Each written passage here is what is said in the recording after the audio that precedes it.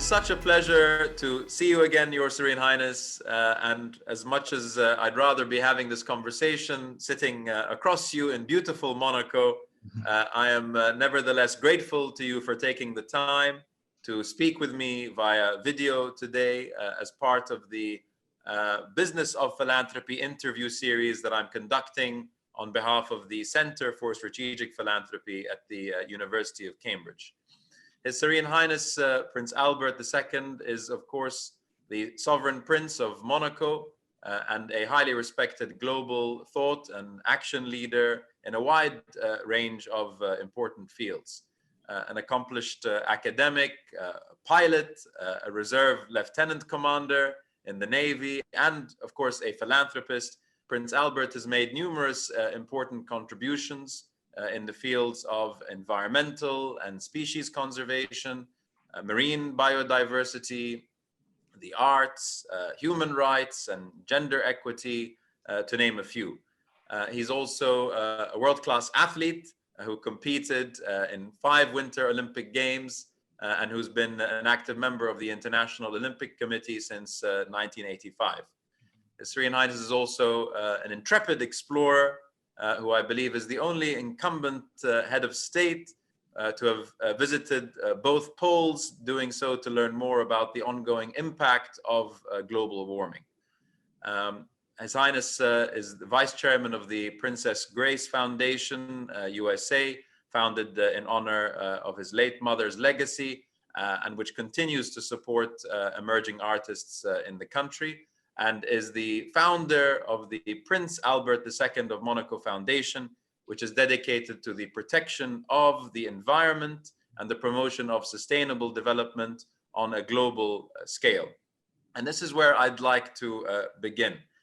Your Serene Highness, the Prince Albert II of Monaco Foundation was formally established, I believe, in 2006 to focus on causes related to the environment and sustainability.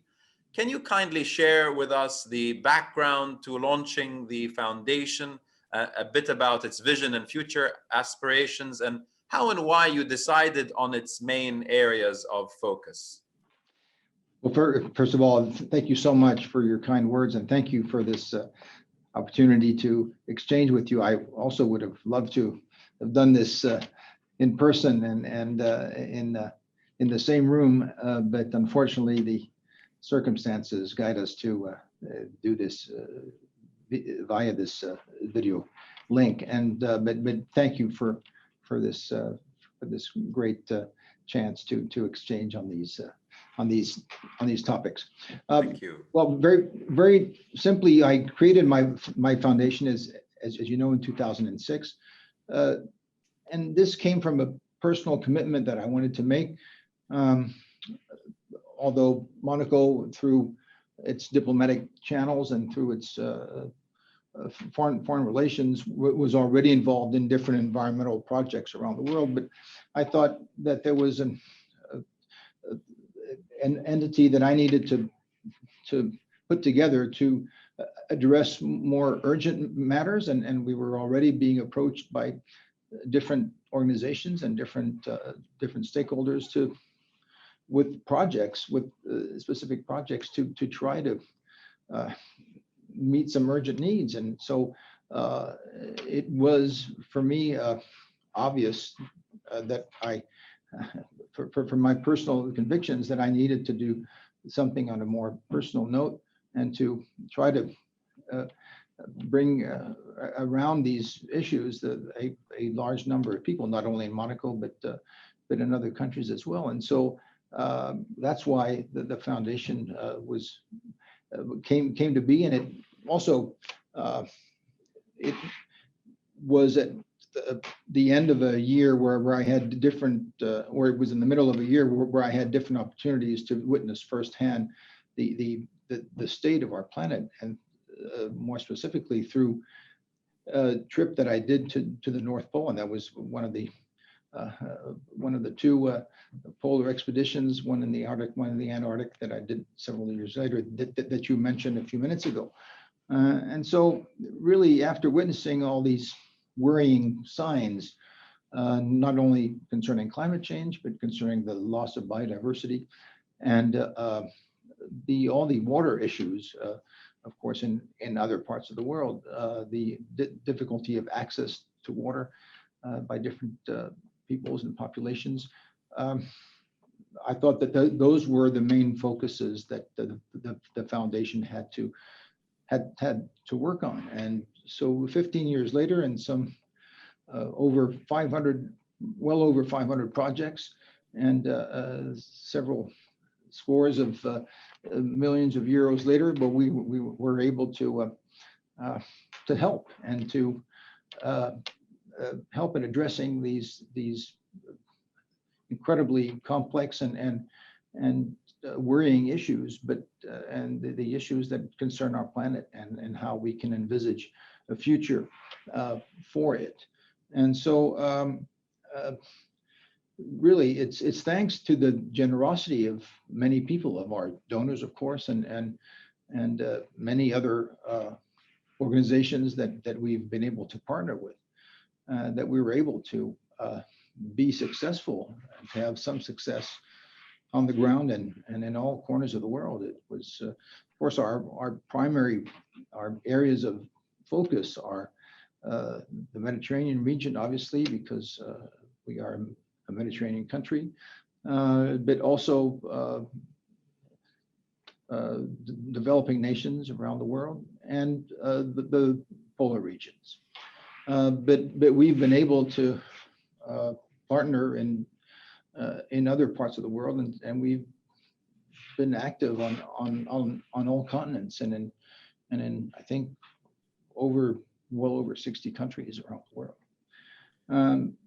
So despite the situation and the different crises that the world is facing, but not only the sanitary one, but obviously the climate one and the loss of biodiversity one, and then the economic one as well. Well, I think we are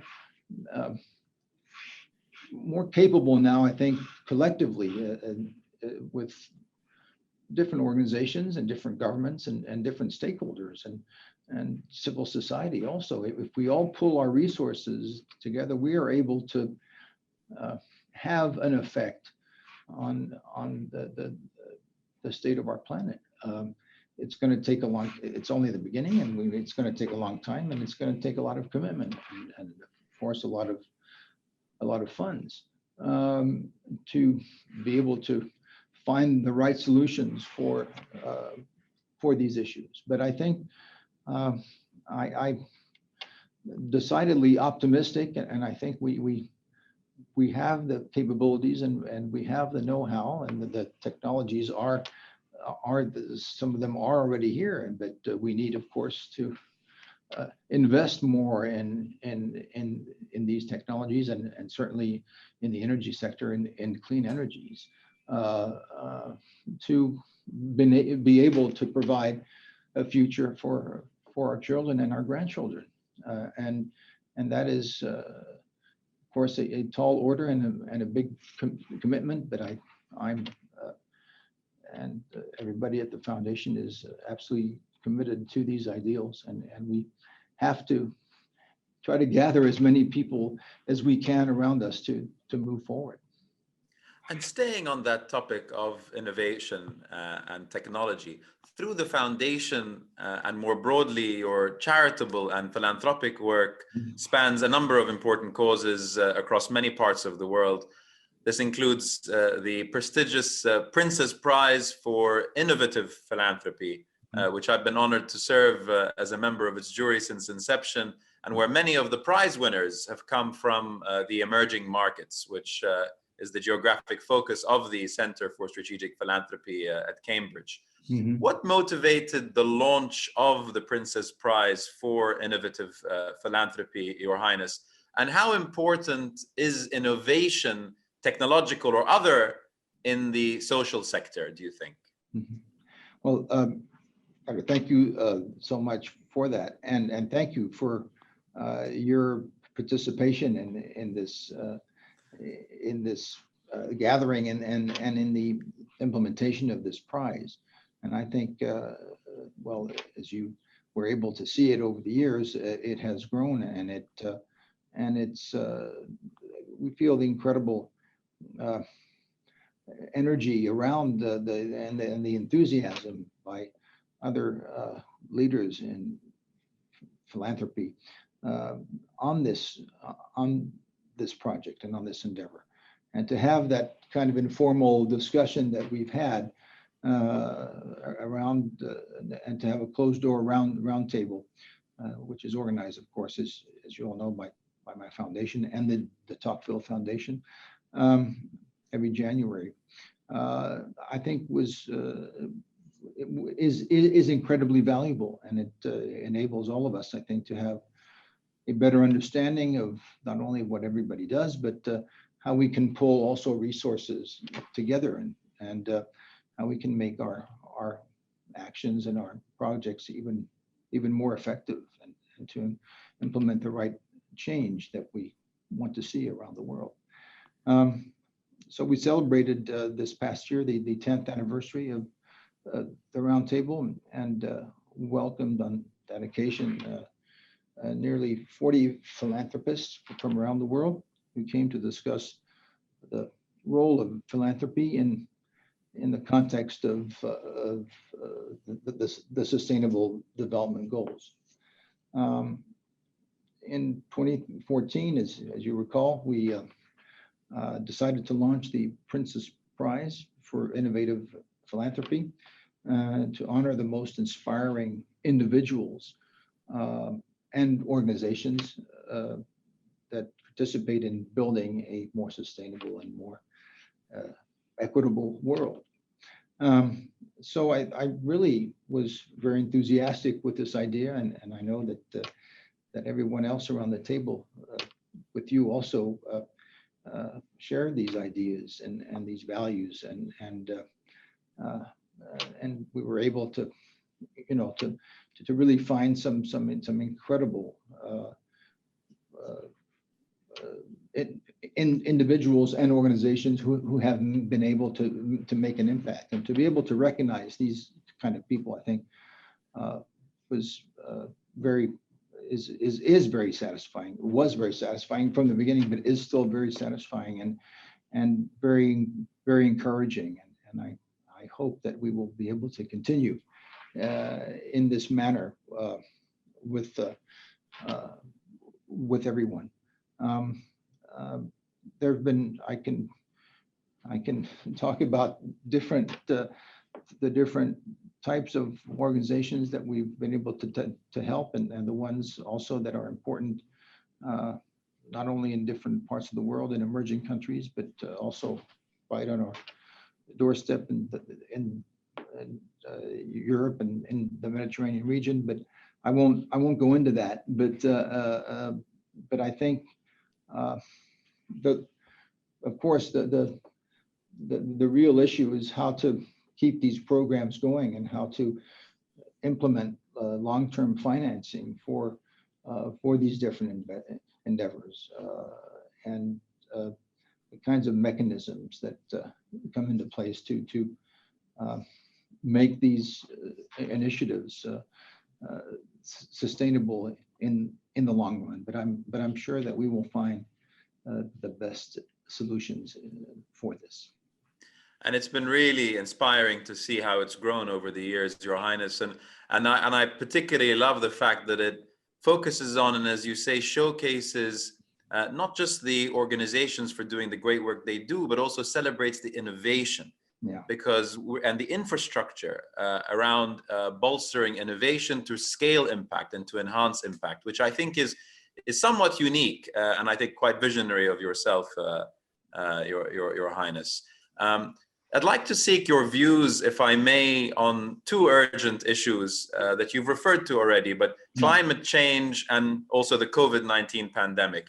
How optimistic are you, Your Highness, that we will see meaningful action in the near future to address the climate crisis? And what is the most useful thing that philanthropists and aspiring philanthropists that are watching this could be doing right now to help address this a long-standing issue, while also trying to deal with the consequences of unexpected other crises, such as the COVID-19 pandemic, which you obviously experienced firsthand? Well, I think as we've all seen, this pandemic knows no borders and is really hitting every country and every latitude and every community around the world, and in the most devastating way sometimes. And as well as the climate crisis, I think it is a pending issue to which we must come together collectively and act collectively without any delay, and as we've been able to do with the pandemic. Mm-hmm. But I think what has been showcased with the situation is the link, the inextricable link between man and nature, and how what kind of and also the connection between the animal world and the human world, and if we're able to study that, to better study that link between what affects animals and how it might affect us, I think that's also very important. Let's take this opportunity to take a closer look at animal health and human health, and of course, then when you take a closer look at this, you can see that everything that affects nature and affects the mechanisms that regulate nature, if they're disrupted, that's where you get a dangerous situation, and the one that can lead to impacts on human health and on public health. And so if we're able to do this, and we've already looked at different ways here in Monaco, and this is still not hasn't been made public yet, but we are studying a way to encourage studies with different professors that are veterinarians and who are experts on animal health, and how we might have a conference on the links between animal health and human health. So that's one thing that can come out of this. But of course, we have to take the opportunity also, as we hopefully will exit this pandemic very hopefully soon, to really work on what's important and on the important issues, and how we can better address climate change, and how we can better address the loss of biodiversity. And there are different big events that are coming up in this next year that have been postponed. Some of them have been postponed. The IUCN World Congress, the International Union for Conservation of Nature, and that'll be in Marseille, and that's always a big event every 3 or 4 years. Then there's the Convention on Biodiversity, COP15 on biodiversity, and that'll be in Kunming, China, later in October. And we hope to set new goals for new targets for the next 10 to 20 years. And we absolutely have to do that to set the course of, because we haven't been able to meet the targets that were set in 2010 in Japan. But we have to have more protected areas around the world, and we have to be able to protect the most vulnerable species. And then there's, of course, the COP26 in Glasgow, the climate change conference in Glasgow, Scotland, which will be incredibly important as we also not only try to have the countries that have signed to the Paris Agreement fulfill their commitments and see where everybody is on these commitments. And of course, we hope to welcome back into the discussion the United States as President-elect Biden has pledged to have the United States not leave the Paris Agreement. And we absolutely need the leadership of countries such as the United States, but also the other major countries in the world to lead the way and to show us the best path forward as we continue to fight climate change in the most effective way possible. Absolutely. And Your Highness, as you said, the past year really did shine a light on the inextricable link between human health and the health of our planet. And I also share your hope and perhaps also optimism that we can maintain this momentum, not just in the coming year, but in the years to come. I have one final question for you, Your Highness, on the youth. How do you think that the nature of philanthropy has changed in the decades that you have been involved in the sector? And what do you feel that the biggest drivers of that change have been? And also, what, in your opinion, Your Highness, do you think that how do you think that the youth of today will change the way that philanthropy is thought about and practiced today and perhaps also in the future? I think philanthropy, as we both know, has always been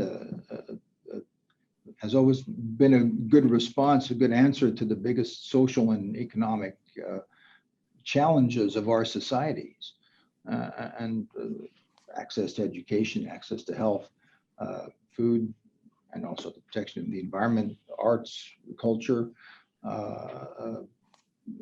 every area that needed help or needed development in such way. There was always a philanthropical movement to help these steps forward. And so I have a feeling now that philanthropy is not only is even more relevant than ever, but it is for all these historical reasons, it is anchored in the perception of a real added value for a development of society at large, and for the transition to a better society. So I think expectations are still there and are still high, and I think youth is looking to philanthropic answers to different questions where other institutions, government or others can only do so much, that there will always be that need for to drive things forward in a different way. And I think the youth of today believes in that and will believe in this pathway even more so in the future. And we have to keep that interest alive and keep them believing that. But I think I really sensed in the last few years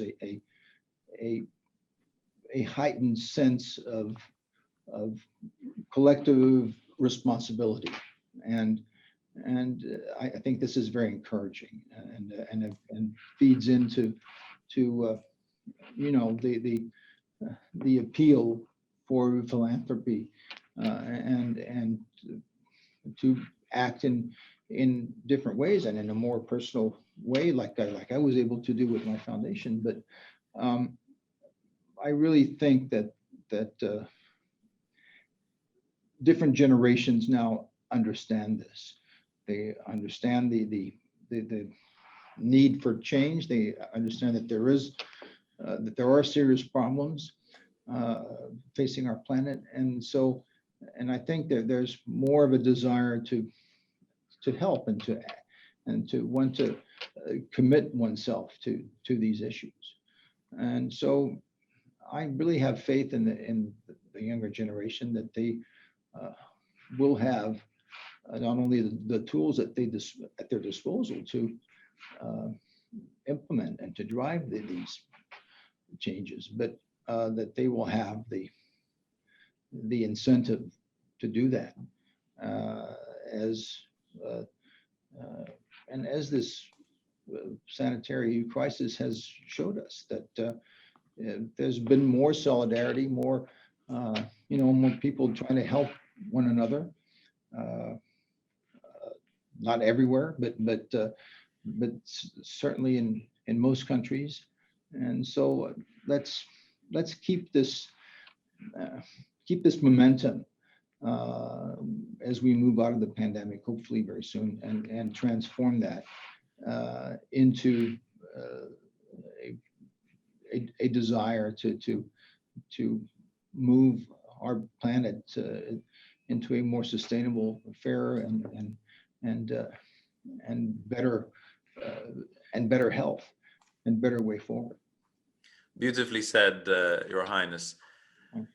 Your Serene Highness, I've always greatly enjoyed and appreciated our conversations, and it's been a great pleasure and honor to witness really firsthand the impact of some of the great work that you do on the numerous important causes that are close to your heart. Thank you for sharing your reflections and insights with us today. And I can't wait to visit you in Monaco in the hopefully not too distant future. And of course, to welcoming you back to the UAE on your next visit. Thank you again. Well, thank you so much, Badr, and really all the best to you. And I really hope that we will be able to meet again soon. All the best to you and your family, and all the best to everyone there around you and to the conference. Thank you very much. Thank you.